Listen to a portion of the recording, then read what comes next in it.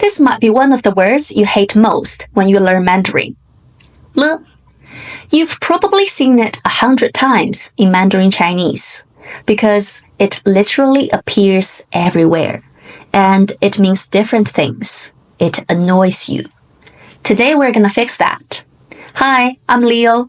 In this video, I'm going to explain le in the simplest way possible. We'll cover the 4 major functions of le that you need to know as a beginner. I'll explain what they mean in different contexts, how to use them, and most importantly, how to tell them apart. Let's break it down, one le at a time. Now let's see the first type of le. Something has changed. I call it change of state. Like when you start to feel hungry, you can say 我饿了,我饿了. That's a change. That's a le moment. 我饿了 means I'm now hungry.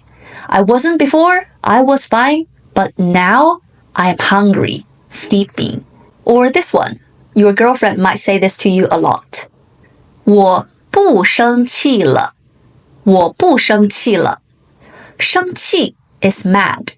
So if she says 我不生气了, it means I'm not angry now. She's not angry anymore. A miracle. She was angry before, but things are different now. She's calmed down. Although, are you sure?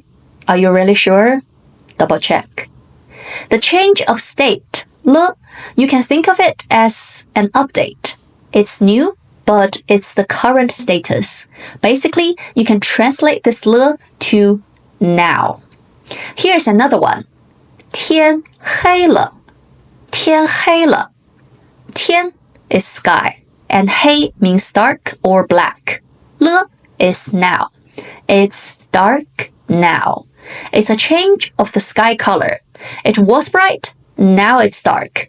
In this usage, le is like a little flag, waving to say, hey, something's changed. Okay, time to move on. We will practice with it later in this video. Now let's see the second type of le, which you probably have seen a lot of times. It's about something that's already happened. It shows past action. When something has already happened, we throw a le after the verb to show it. Think of it as the I already did it particle. Here's an example. 他走了, he left. Like he was here, but he left. Gone. Vanished. And here's another example in conversation. You know, Chinese people really like to ask you, did you eat? This is one of the most common greetings, and it's equivalent to how are you in English. So if people ask you, 吃了吗? Did you eat? You can answer, 吃了. I ate. It's done. It's over. Stop asking if I'm hungry. The past action is one of the most common cases that you see le. You might think, aha, Leo, I got it now. That's all I need. But what you'll learn next is probably gonna blow your mind. It's the third type I'm gonna talk about. Sometimes le doesn't mean something happened.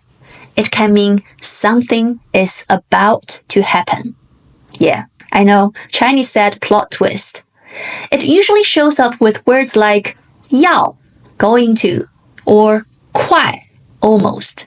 Words that are related to future. For example, 下雨 means rain. Then 要下雨了 means it's going to rain. Run home, quickly bring your laundry inside. Let's see another example. 快迟到了, 快迟到了. 迟到 means late. Then 快迟到了 means we're gonna be late. So this le, it's basically a countdown. Stuff is about to go down. You better be prepared. That's the third type. The next le we're gonna learn is super useful in speaking Mandarin, especially in casual situation.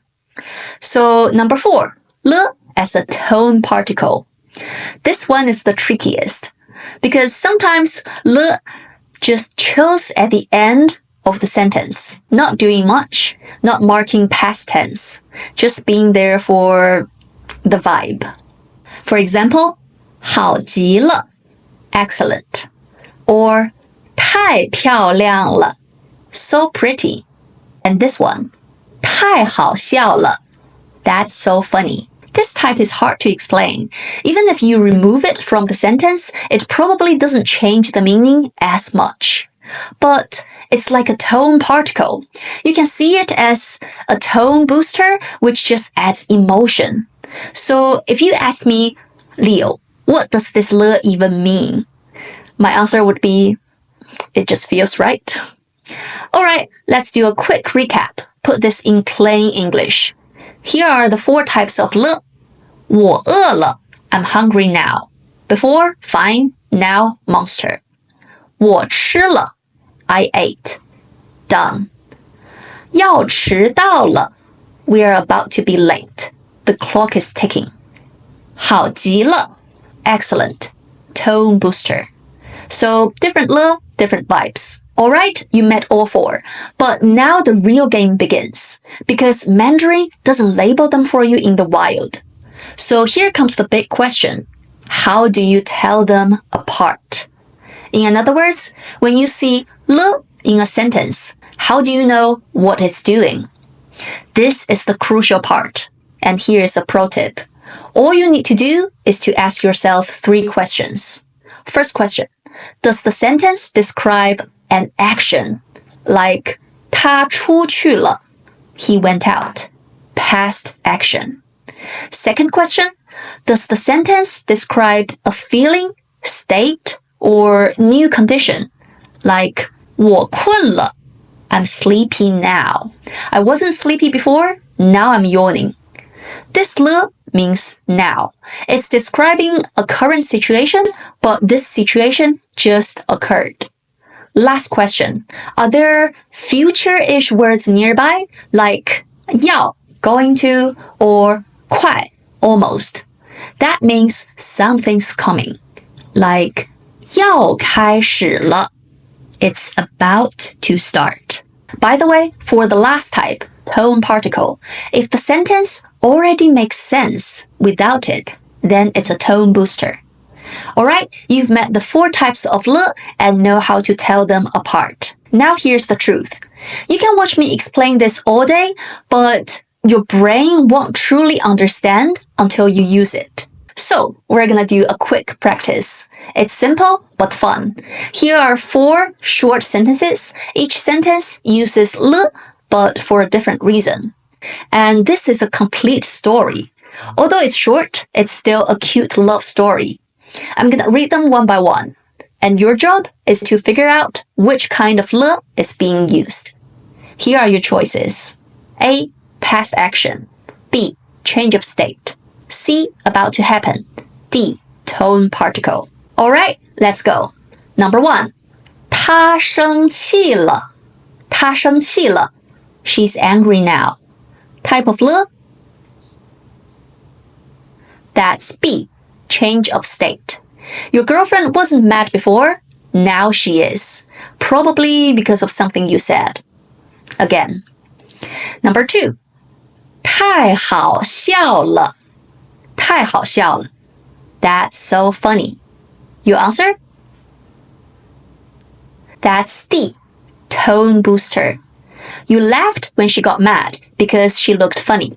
Number 3. 她要打我了. 她要打我了. She's about to hit me. Which type of le is this? That's C. About to happen. It hasn't happened yet, but the swing is loading. You should probably run. Number 4. 我哭了. 我哭了. Type of le? That's A. Past action. It happened. She hit you. You cried. It's over. You learned nothing. Again. Cool. How did it go? Hope you got them all right. Now I have some personal advice about le. You don't need to fully understand le to start using it, because most native speakers don't even think about it. And if you ask them which le it is, they'll probably shrug and say, I don't know. So here's your mission. Don't overthink it. Just start noticing it. When native speakers use it, you can try and copy them. Try, mess up, try again. Nobody will judge you. Alright, that's it for today. There are more types of le, but that's more advanced. If you are interested, leave a comment below and let me know. We'll talk about them in the future. Thanks for watching. If you find this video helpful, don't forget to like and subscribe. I'm Leo. See you next time. Bye for now.